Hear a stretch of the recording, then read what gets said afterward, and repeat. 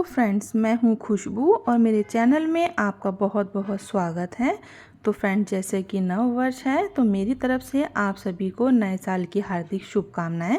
तो आज मैं लाई हूँ आपके लिए स्ट्रीट स्टाइल पाव भाजी। तो पाव भाजी सबकी फेवरेट होती है और पाव भाजी जो है इसमें बहुत सारी सब्जियों की वजह से बच्चे या बड़े सारे खा भी लेते हैं। तो चलिए बनाना शुरू करते हैं। तो इसको बनाने के लिए सबसे पहले मैंने कुछ सब्जियां ली हैं, जैसे गोभी है, पत्ता गोभी, शिमला मिर्च, गाजर, चुकंदर, साथ में ही मैंने आलू भी ले लिया है, मटर है, फ्रेंच बीन्स। मतलब कि पाव भाजी में आप कोई भी सब्जी ऐड कर सकते हो जो भी आपके पास है। और आलू जो है उसको हमें अलग से बॉयल बिल्कुल नहीं करना है। तो आज हम बहुत ही आसान तरीके से पाव भाजी बनाने वाले हैं। तो सबसे पहले मैंने कुकर में ऑयल डाल दिया है और इसमें मैं डाल रही हूँ पत्ता गोभी। तो एक एक करके सारी ही सब्जियों को हम डाल देंगे। तो पाव भाजी जो होती है स्ट्रीट स्टाइल होती है और हम उसी अंदाज में आज इसको बनाने वाले हैं। तो आप चाहें तो कुकर में ही सारा मसाला वगैरह डाल के प्याज टमाटर जो भी मैं बाद में डालूँगी एक ही बार आप विसिल लगा के इसको बना सकते हैं। लेकिन जैसे कि ऊपर से थोड़ा सा तड़का देने से पाव भाजी का जो मज़ा है वो दुगना हो जाता है। तो इसीलिए आज हम इसको कुकर में सब्जियों को सॉफ्ट करेंगे और उसके बाद हम एक बढ़िया सा तड़का इसमें लगाने वाले हैं। तो सारी ही सब्जियों को ऑयल में डालने के बाद मैं हल्के से इसको चला रही हूँ। और अब हमें 2 चम्मच के करीब डालना है इसमें पाव भाजी का मसाला।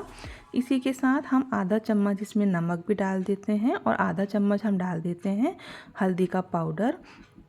अच्छे से हम इसको जो है लैडल से चला लेते हैं और उसके बाद हमें क्या करना है, बहुत थोड़ा सा पानी डालना है।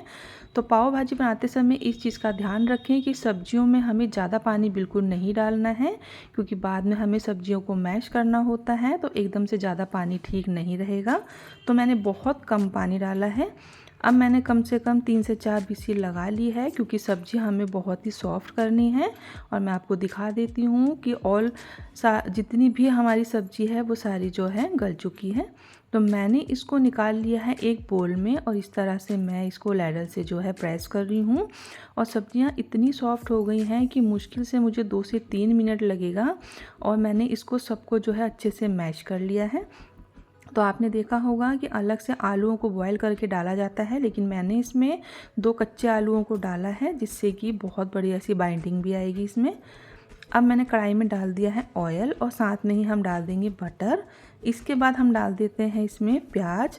तो जो प्याज खाता है तो उसके लिए आप डालें, वरना आप क्या करें कि इसको आप स्किप भी कर सकते हैं। जो भी खाएगा उसको सर्विंग के टाइम पे आप अलग से जो है प्याज को दे सकते हैं। अब मैंने इसमें प्याज डाल दिया है, साथ में ही हम डाल देंगे हरी मिर्च और बहुत अच्छे से हमें इसको थोड़ा गोल्डन कर लेना है। अब हम डाल देते हैं इसमें टमाटर।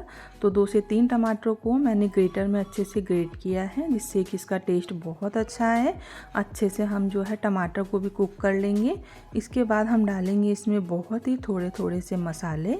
सबसे पहले मैंने इसमें डाला है अदरक लहसुन का पेस्ट।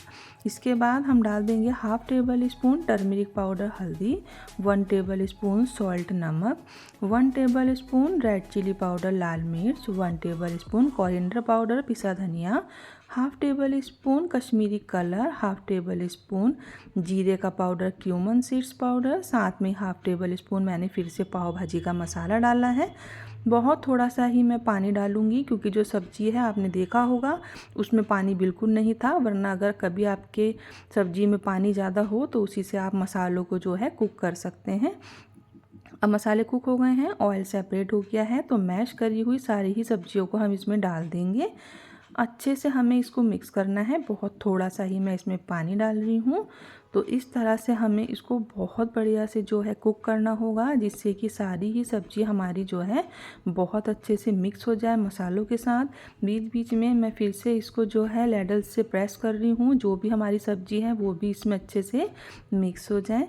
तो कभी अगर आपकी पाव भाजी गाढ़ी हो जाती है, थिक हो जाती है, तो आप उसको क्या करें कि गुनगुने पानी का ही यूज़ करें, ठंडा पानी बिल्कुल ना डालें। तो इसी के साथ स्ट्रीट्स में क्या होता है कि बड़े बड़े तवे पे पाव भाजी बनाई जाती है, बिल्कुल लो फ्लेम पर उसको कुक करा जाता है और बीच बीच में बटर डालते रहते हैं, जिससे कि टेस्ट बहुत अच्छा आता है। और जब भी उनकी पाव भाजी थिक होती है वो गुनगुने पानी का ही यूज़ करते हैं। तो पाव भाजी मेरी बहुत अच्छे से कुक हो गई थी। ऊपर से अच्छे टेस्ट के लिए मैं डाल रही हूँ लेमन जूस। तो इसमें नींबू का रस डालने से टेस्ट बहुत बढ़िया आता है। तो अब ऊपर से हम डाल देते हैं इसमें बटर। तो फ्रेंड्स, आपने कई बार इसको बनाया होगा, खाया होगा, लेकिन इस बार चाहे न्यू ईयर हो, चाहे घर में गेस्ट आ रहे हों, पाव भाजी ऑल टाइम सबकी फेवरेट होती है। तो आप भी फटाफट से इस तरह से बना सकते हैं। ऊपर से मैंने हरा धनिया डाल दिया है और ये पाव भाजी हमारी बनकर रेडी हो गई है। तो आप भी इस तरह से इसको बनाएं और इन्जॉय करें। और इसमें पाव भाजी में यही फ़ायदा होता है कि आप कितनी भी सारी वेजिटेबल्स को डाल सकते हैं। घर के बच्चे हों या बड़े हों, किसी को पता भी नहीं चलता, कोई नखरे भी नहीं करता और सब उसको खा भी लेते हैं। तो पाव भाजी रेडी है। अब हम क्या करेंगे, जो हमारे पाव हैं उसको हम अच्छे से सेक लेंगे।